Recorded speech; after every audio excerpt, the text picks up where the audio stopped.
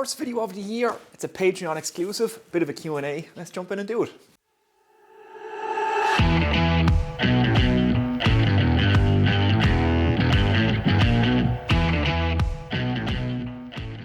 What's happening, guys? Welcome to the workshop and Happy New Year. I hope you had a lovely Christmas or lovely holidays, whatever you guys celebrate, and that you're all doing well. And this is going to be the first video of 2021. It's going to be a Patreon exclusive, so it's going to be just for you guys on Patreon. So thanks very much, guys, for your support. It's really going to help the channel going into 2021, and I really appreciate it. So I want to get some Patreon exclusive content and be able to answer your questions in a little bit more detail. So I think Q&As for Patreon would be a good way to go. So we're going to jump in and do a Q&A. Like I say, I hope you're all doing well. This is going to be the first video of 2021, so let's jump in and do it.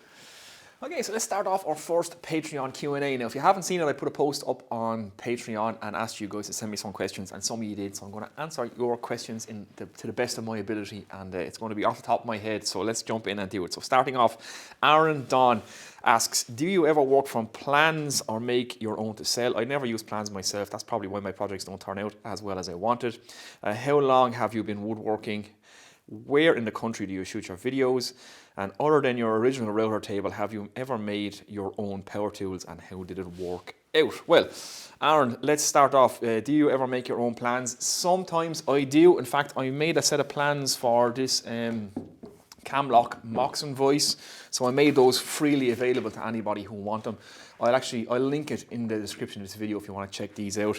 I did them on SketchUp, so every now and again I do plans. I use SketchUp from time to time. Most of the things I build off the top of my head. I have an idea what I want to build, and I'm usually making stuff for my workshop or for my house, so I just measure the space that needs to go into and just build something to suit. It is a good idea to get into the habit of making some plans that you have to work off. That way, like you say, you don't make too many mistakes. I don't always do it. I find it a little bit frustrating sitting down making plans. I like to just get stuck into the project. I need a little bit more discipline myself in that regard. But I do make plans from time to time. I quite like SketchUp. I've had a bit of practice with it, had a few goes on it. It's intuitive enough, I have to say. It's pretty easy to make plans. It's just another skill you'll have to sit down. There's loads of videos on YouTube on how to use SketchUp. It's a free software, and there is a kind of a premium version which they do charge for now. Google don't own it anymore. It used to be Google SketchUp, but another company has bought it out and they do charge now to use the service. But there still is a free version available, and it's pretty good. So I'll link those plans in the description. You can check them out and have a look yourself. That was for the Moxon voice. So plans every now and again, not all the time. How long have you been woodworking? Seriously woodworking, maybe 5 or 6 years. I've always been making stuff my whole life, but I got my garden shed kind of set up to do some woodworking projects, making guitars and stuff. So that's kind of where I started out, seriously into the woodworking. And then when I got this shed, it's nearly 2 years ago now, I was able to put stuff in here and be a little bit more serious about it. So about 5 or 6 years seriously, making things my whole life, but seriously woodworking maybe 5 or 6 years. Where in the country do you shoot your videos? Oh, I'm down the south of the country. I'm down in Waterford, so that's where I am. And other than your original router table, have you ever made your own power tools, and how did it work out? Well, I've never really made my own power tools. I've made things for my power tools. So I've made the router table. I've made the table for my pillar drill, things like that. I have bodged together some tools from time to time. I made a lathe with a drill just to do a quick little job. I stuck a skill saw or a circular saw through a sheet of plywood and screwed it to it just to have a table saw to do a load of rips, but that was only for temporary stuff, things like that. So other than my router table, no, I have not really made anything that I would call my own power tools. So there we go. Next question. Okay, so the next question is from Sean Maloney, and he asks, what made you get out the camera? Lots of us work in our sheds, but few actually take it to the next step and share the content. What drives the project choices? Do you find something you want to make and then do it, or do you run into something you need in the house and decide what to make from there? I've been considering making a career change at 35 years old. In brackets he says, I know, and heading into the trades. Coincidentally, I've been attracted to being an electrician. Could you talk about the pros and cons of the job, especially how it changed for you since the pandemic? Is it even something you would recommend for someone so far down my career road? Thanks for the great content, keep it up. Well, thanks very much, Sean. Thanks for your questions, and thanks for your support. So let's start. We've a lot in this. So lots of us work in our sheds, but few actually take out the camera. What made me take out the camera? Well, I've always been attracted to YouTube. I actually had a couple of YouTube channels going way back to the start of YouTube. Simple ones, just playing guitar. I had another one where I was doing some shooting and hunting. I used to be big into outdoor stuff, so I used to share some of that. Very, very basic stuff way back in the early days. I didn't really give it any go or any effort. And then I was just making stuff. I was sharing things the last few years on Facebook and things like that when I was on Facebook. And people were saying, you need to start a YouTube channel, you need to start sharing some of this stuff. And I kind of got talked into it. So then I just took out the camera again. I had another go and really enjoyed it. So I'd say to anybody, or if you guys are thinking about getting the camera out, take out your camera. I started with a camera phone.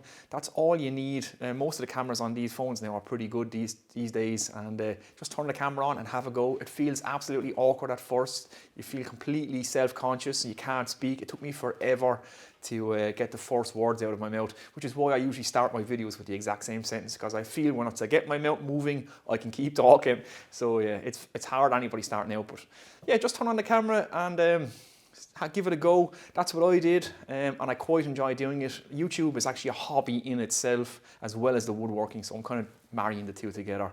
So yeah, I was kind of talked into it. It's kind of a long-winded answer, but that's why I'm making it now, and it has grown and I'm really enjoying it, so I'm continuing to do it. I hope that answers the question. I'm doing my best. Again, these are all off the top of my head. Do you find, now, where do I find the inspiration for what I make? Well, everything you've said, so it is things I need for the house, it's things I need for the workshop, it's things that I'm inspired by on YouTube.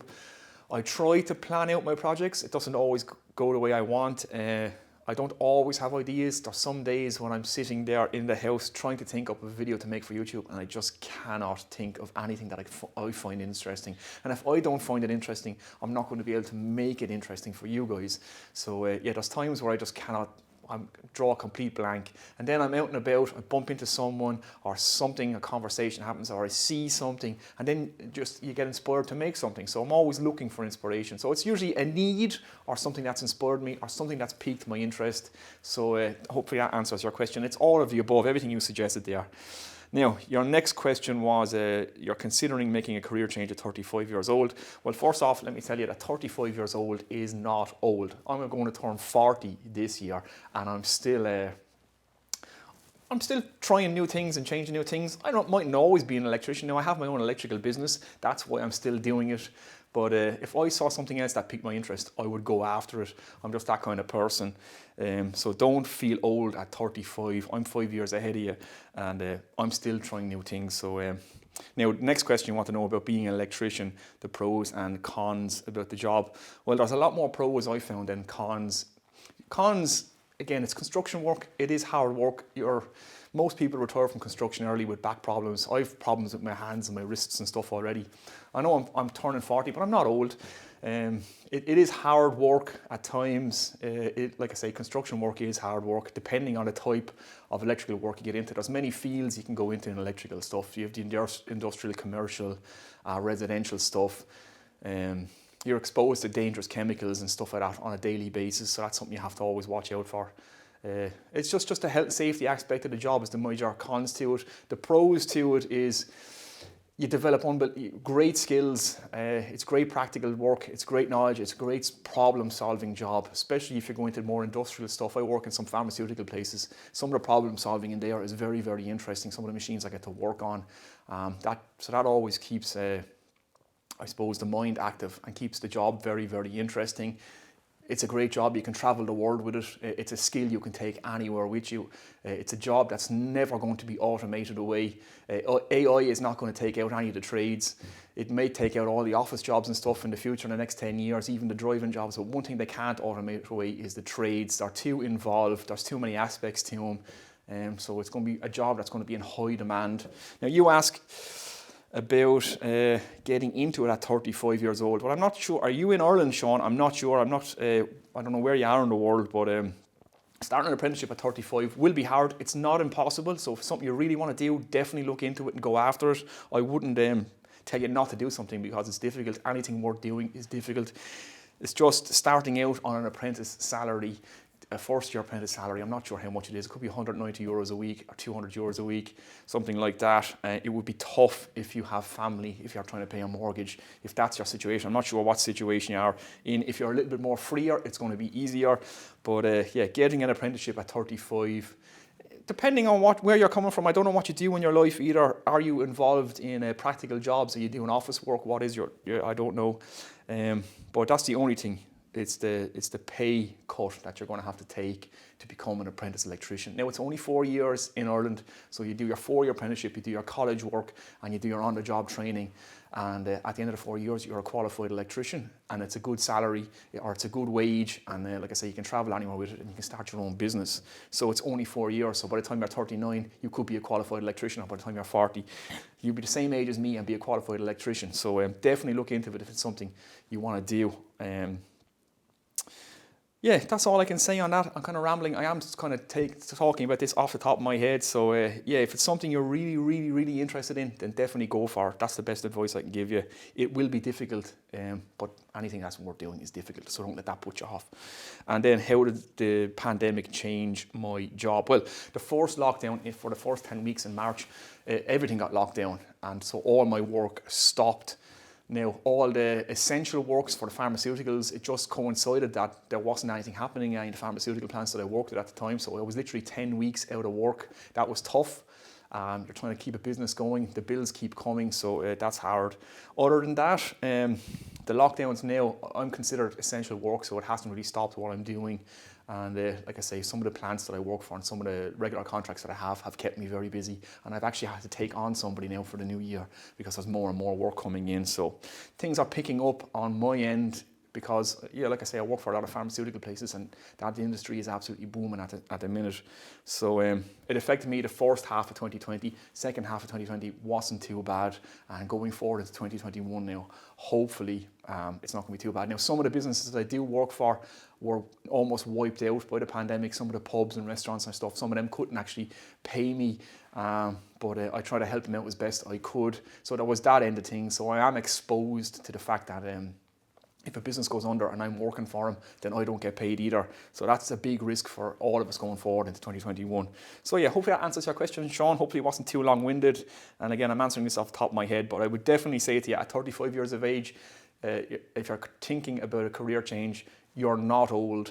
People aren't returning at 65 anymore. Even if they were, that would mean you would have 30 years in your new career. Most people are returning around 70, which means you have 35 years. You could have 40 years. You could be working till you're 75. A lot of people are actually doing that now. So, you know, you have 30, 40 years of work life ahead of you. So change your career, man. Go for it. Okay, next up we have Dogmantar, and Doug starts out by saying such deep questions. So Doug is enjoying your questions so far, guys, on Patreon.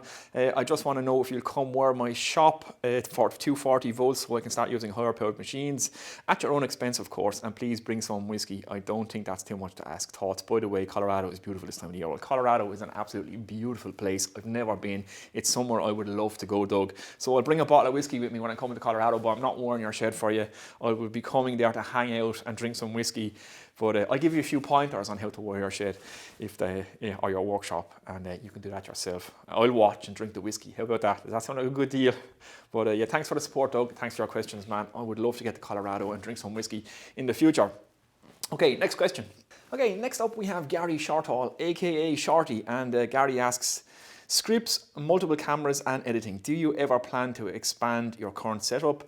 I'm a TV/film professional, so what you do would be a major busman's holiday for me, but I often wonder what you think about this from an editing point of view. For example, you can make life so much easier by having a couple of angles to choose from or cut to, and it really does improve the overall look of the channel. More data wrangling and storage in the short term, but in the long run it's an easier life and better end product. Not that there's anything wrong with what you're doing, just wondering. Well, Gary, I do absolutely want to improve the production value of my videos. It's something I am looking into. It's something I'm trying to learn. It's another string to the bow that I have to add for the world of YouTubing, as well as the woodworking stuff, and as well as my everyday job in being an electrician. So the only thing that's stopping me at the minute is time and money. Camera equipment is so bloody expensive. I have a Canon 800D. It's an entry-level Canon DSLR with a kit lens on it. Now I do want to upgrade it, and I want to get a couple of camera angles. I want to get a better lens for doing more detailed up-close stuff. The lens I have at the minute is not great. It often gets blurred, especially when I'm panning over stuff. But yeah, to answer your question, I absolutely do want to improve I'm sure you would have a load of advice you could give me. Yeah, if you're in the profession, now you would know yourself just how expensive camera equipment is. It's bloody crazy. Lenses can be thousands and cameras can be thousands as well. And I'm always torn between, do I buy a new lens or do I buy a new camera? So I'm trying to educate myself on that. And then the price of a camera is also the price of a woodworking machine. So there's always a toss up there too. What do I need? Do I need to get the camera? Do I need to get the woodworking machine or a new tool? But I'm definitely looking into it, and I'm trying to educate myself, especially on the editing side of things, trying to keep things interesting. But right now, the only limiting factor is like the time that I have to spend in here, because I have a business to run as well, and the cost of a camera equipment. That's also a limiting factor as well. But yeah, definitely, I'm going to try and improve everything for 2021. So yeah, it is something I'm definitely looking into, Gary. So there we go. Next question. Okay, so the next question is from Pastry Possum, and Pastry Possum asks, I'm always curious what offcuts people keep. What is the nicest, most interesting small scrap of wood you have kept? Equally, what is the ugliest and most pathetic looking scrap of wood you've kept? Well, I'm a bit of a hoarder when it comes to scrap wood. That's why I built this kind of lumber storage rack, so it's just full of everything. I don't ever throw out any piece of hardwood, no matter how small, because you can always make a nice little handle or a grab piece or a little dowel out of it or something like that. So this is full of everything: walnut, maple, sapele, ash, some oak, and in this bin here it's all the manufactured timber products, so MDF, plywood. I even keep stupid things like skinny cuts of MDF that I really should throw in the fire or get rid of, so I keep everything. Most interesting piece of scrap that I have is this piece of spalted beech. I don't know if I can actually do anything with that, but I don't want to throw it out because it looks so interesting. Maybe I can come up with a crazy idea for that. It's probably the most interesting and ugliest piece of stuff I have, so that answers that question in one go. So yeah, there you go. I don't throw anything out. I keep everything. I'm a bit of a hoarder when it comes to wood. Even though some of it may never get used, but you never know. And hardwood is expensive, and I don't like wasting wood either. So yeah, my bins are pretty full of tiny little squares of offcuts and stuff, but you never know, it might get used. So there you go. Hopefully that answers that question. Okay, so next question comes from Kim Erickson, and Kim says, "Hi John, really enjoying the channel. How's the knee? Our house is currently having some renovations done. As a result, I managed to salvage a bit of hardwood framing, which I hope to make a workbench from. I'm both a hand tool / power tool type of girl. What would be your top considerations of making a new bench now?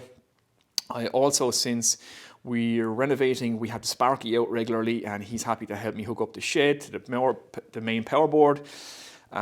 Also stick in a few power points. What would be my considerations, and what should you talk to him about? Currently all your tools are running on 240 volts. Thanks, Kim from Oz. All the way down in Australia. Great. Thanks for the support, Kim, and thanks for your question. My knee is not great. It's not bad. I can walk around and do most things, but I can't run, can't jog. I can't do Brazilian Jiu-Jitsu, which is a real nightmare because that was really great for my head, for keeping in shape. I love that, despite the cauliflower ears, but I don't mind them too much. But yeah, I tore all the cartilage off the inside of the joint on the bottom. It's now gone. So if I do anything out of the ordinary, the joint swells up and it's unbelievably painful, and there's nothing they can do for it, unfortunately. So I'm kind of stuck now. I'm not sure what I'm going to do for training and keeping fit, but I can't do much at the minute other than walk around on it. And I have a job that I have to go do every day in construction, so that has to come first, and family has to come first. So motorbiking, Brazilian Jiu-Jitsu, and all the crazy stuff that I usually do has to be put on hold for now until, I don't know if I can ever sort it out, but we'll see. It's not great, but it's not bad either. That's the short answer. You're currently renovating your house and you have hardwood. So what would I tell you about making a workbench? Well, I'm hopefully going to rebuild a bench this year, and one of the biggest things that I found is being able to clamp stuff to the bench properly. That is of fundamental importance when it comes to hand tool woodworking, especially for planing. I built a nice simple style Paul Sellers workbench out of 4x2s. I don't know if I'd build something similar again, but the side aprons, I'd only put one on one side. I wouldn't put it on this side again, so that's easier for me to clamp stuff to my bench. The big long aprons, you need longer clamps. It's a little bit more awkward, so I definitely would only put an apron on one side. The dog holes I drill down the center of my bench for clamping. That's because the dog is in the center of this vise. I don't know if I'd use this style vise again, or I would definitely rebuild it. I would put the dog holes out to the edge of the bench so that I can plane right here. I would definitely put a lot of thought into how you're going to clamp your materials to your bench, especially make it easy for hand tool planing. That's my biggest regret with this bench, and that's the biggest thing I want to focus on when I'm building my new bench. Other than that, the height of your bench, don't go by standard heights, make the bench to suit you. That's the most important thing. I always make my bench taller than the standard workbench heights because I'm a little bit taller. I like to keep it, it's about 40 inches up to my waist or just below my waist here. That seems to be a comfortable height for me. It saves the back, so you make it to suit you. Where a comfortable working height for you, that's the right height for your bench. And other than that, keep the top perfectly flat. This top warped several times. I've reflattened it 7 times. I can't stress enough how important it is to have a good flat top on your workbench, to be able to use it as a reference surface when you're lining everything up, when you're measuring stuff, when you're assembling stuff. Having a flat top is fundamentally important. So put a bit of effort to make sure that you get it perfectly flat. Then you can use it as a reference surface, and then you can really use it as a good workbench. So clamping, height, flat top, good and solid and sturdy. That's the best advice. There's a great book actually, Workbenches by Christopher Schwartz. It's in my Amazon store. I'll link it below. He has all the benches, all the different types from all around the world, all the hand tool benches. He includes plans for them all. You don't have to build these, but you can actually build a hybrid of these. It'll give you some great ideas and some great advices about different styles of benches and what they're actually good for. So that's a good book to check out. So there we go. Now, when it comes to the electrics, what would you tell your electrician, and what's the best thing to ask him? Well, make sure that you allow the cable from the main board. Make sure that it's big enough. Obviously, the greater the distance from your house, the bigger the cable. The bigger the load, the bigger the cable, and the bigger the distance, the bigger the cable. So make sure you allow for plenty of expansion in the future as well. So always oversize your cable. It's far better to be looking at it than looking for it, as they say. So oversize the cable, make sure that you allow for plenty of expansion on the road, because you never know, you might want to expand. Even if you have no plans to now, it's nice to have that option in the future. So put in a big enough mains cable from the main board to your shed. A modular system, a modular electrical system is the best thing to put into a workshop. So I put a trunking and conduit system. So I have a steel trunking running around my shop. I can drop off that anywhere I want to put a power point. So if I want to change my shop layout, I can do it. It's nice and modular. So that's the best advice.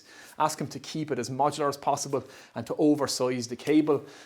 Make it bigger than what you need now so that you can grow into your workshop. And if you ever need to expand, you have the capability to do that and the capacity to do that as well. So that's it. Keep it modular and oversize the mains cable.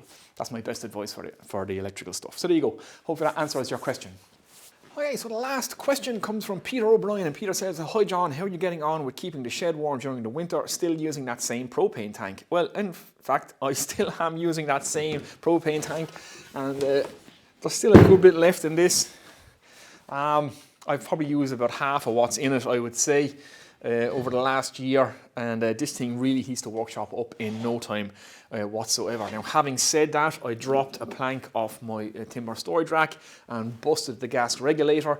I bought another gas regulator, but of course I didn't check the size. This one is too small. This one is 700 millibar. This is 37 millibar, and that's way too small. The gas flow is not nearly enough for this. Now, this is a fantastic bit of kit. It will heat your shop in minutes. I can literally run this for a minute or two in here and it's too hot in here. I like to keep my workshop cool. I don't mind the cold. I have no problem with cold whatsoever. It's just when it gets too cold. Right now, it's bloody freezing in here and I can feel it in the hands. My hands are starting to pain me. So once I can keep it above the level where my hands start to get painful, that's all I need. Because, you know, when you're working anyway, you're kind of warm. So I need something to take the sting out of the air. This is the coldest time of year in Ireland. So December, January and February are kind of our coldest months. But I'm going to change this. As great and all as it is, burning fossil fuels, burning fuel to heat your workshop produces an awful lot of water vapor. That's the big downside to these. So if you have a metal shed like this, everything condensates if you leave it run for a long time. Now, I haven't had too much problem, but when I did leave it run for about 10 minutes in here, I started to see condensation form on the roof and stuff, which is an absolute disaster. So I'm going to replace this with an electrical industrial heater. I didn't want to go for the electrical route just because of power consumption at the start, but the fact that I'm only running it for a few minutes anyway, I think an electric one, I can just switch on, switch off according as I need it, it'll be the way to go. So I'm going to change this one now this week. I think I'm going to change it. I'm going to sell this to a friend of mine. He's got an insulated workshop that's timber frame, so he hasn't to worry about condensation in his workshop as much as I do in my workshop. So yeah, that's the answer to your question. It is still the same tank of propane.